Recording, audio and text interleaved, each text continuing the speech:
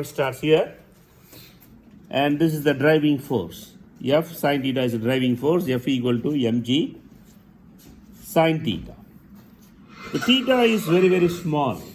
The sine theta equal to theta, that is the assumption we are making. The theta is the angular displacement, and the L is the radius of rotation. The simple pendulum is a part of rotational motion. It's a part rotating like this, right? It is not a complete rotational motion. Yes. It's a part of rotational motion. So if you simplify this, I will get this form. F equal to minus mg theta. Instead of sin theta, you are replacing by theta. So you have the relations between linear quantity and the angular quantity. What's the angular quantity? Angular displacement is theta, linear displacement is x, right? And L is the radius of rotation. So linear quantity equal to radius into angular quantity. X equal theta L. Theta equal to x over L. So you are substituting theta equal to x over L. Then F equal to mg, right? Mm get cancelled. A equal to g over L x. What is A? A is the acceleration, linear acceleration. The linear acceleration A equal to dv by dt. Or you can also write d square x by dt square. If you differentiate the position 2 times with reference to t, what you will get? You will get the acceleration. So replace this here. Acceleration by d square by dt. Now look at this equation. This is a second order differential equation. D square theta by dt square g over L into x equal to 0. It's a second order differential equation of x. So if you solve this equation, the solution of second order differential equation, and finally you will get this. T theoretical equal to square root of t is equal to 2 pi square root of L over g. And this is the time period of the simple pendulum. What's the time period? Time taken to complete one full motion. It's called the time period. Time period equal to 2 pi L over g. 2 pi is a number, you know it. L is the length of the pendulum, g is the gravity. And do you find the letter m in this formula, Shiva? No. This shows that the time period is independent of the mass. Even if you change the masses, the time period does not change. That's the reason why the 4 masses are given to you. Each one have the different masses. Even if you change the masses, the time period does not change. This is the part number 1. In the exam, you will be doing only one part. In the first part or second part. And coming to the second part. Second part, I am going to find your g. How to find the g? Let us see. T by 2 pi is equal to square root of L over g. If you remove the square root, t square by 4 pi square L over g. I want to find g.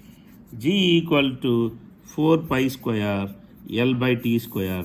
This is the formula to calculate the acceleration due to gravity. L is the length of the pendulum, t is the time period. So I am going to find the relations between length of the pendulum and time period. This is the second part.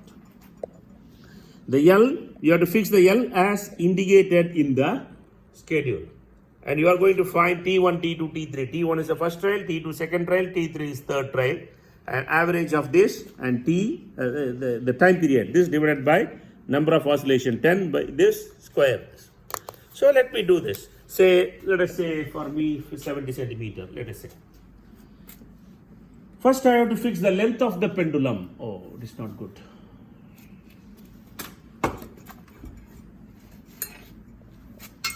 Pendulum starts from the bottom of this to the middle of the bob. Say bob is 2 centimeter, you can find the middle line. So I am going to fix this. The pendulum. Just put it here.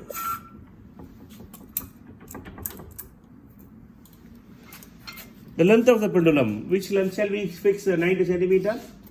Loose the screw, right? And you can move at any distance, right? Any direction. So 90 centimeter I am going to fix. Where is the 90? This is 90, right? And move this. So the middle of this bob should be touching 90. Clear? Now it touches 90, hold this. The position of the rope should be frozen. And hold this carefully and give the tie to this. Now the length of the rope will be frozen. Length of the pendulum is 90 centimeters. cut? I think we don't have any tool to cut this. No scissor. Okay. Now you are going to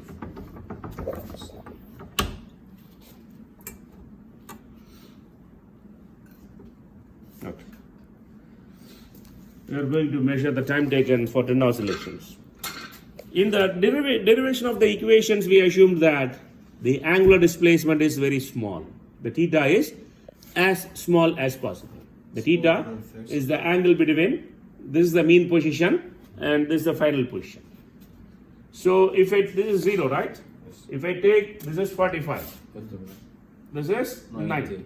So my angle, I recommend less than 30 degrees. So what you do, just to pull this to 30 degrees or 20 degrees, release it. Now it is oscillating, right? The oscillation should be uniform. It should not go zigzag line. The oscillation should be uniform. I'm going to find the time taken for 10 oscillations. So let us take, this is the reference point. I'm going to start now. Now, start that stopwatch. 1, 2, 3, 4, 5, 6, 7, 8, 9, 10. And this is the time taken for 10 oscillations, right? Trail 1, trail 2. You can find the average and then you will get the total T average. It's the total time taken for 10 oscillations. This number of oscillations, that meant 10, you will get the time period. Square this, you will get the square. You're going to repeat the experiment for various length. I did for 90 centimeter, right? Next, 80 centimeter. Adjust the length to 80 centimeter. Repeat the experiment. And complete the experiment until the last value of the length. You are going to draw the graph between T square versus L.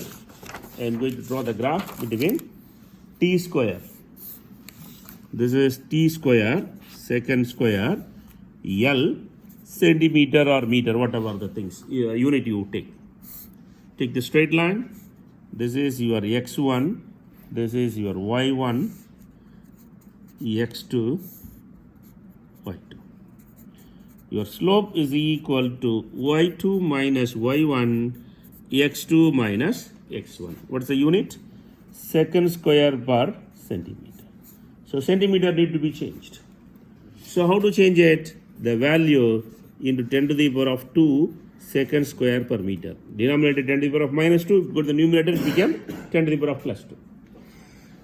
What is the meaning of the slope for this experiment is y quantity, that is t square over L. Wherever you have t square over L, it can be replaced by slope. Come to this. G equal to 4 pi square L over t square. Compare this and this. So G equal to 4 pi square over. So your G equal to something meter per second square. Clear? The major source of error, the main source of error in this experiment is the length of the pendulum. The measurement of length of the pendulum could be the major source of error. What's the next source of error? The measurement of time period. The time period could be the other source of error. If you want the another source of error, the angular displacement may be larger or the oscillations may not be smooth. Okay. Right? These are the possible source of error in this experiment. Clear? Any doubt?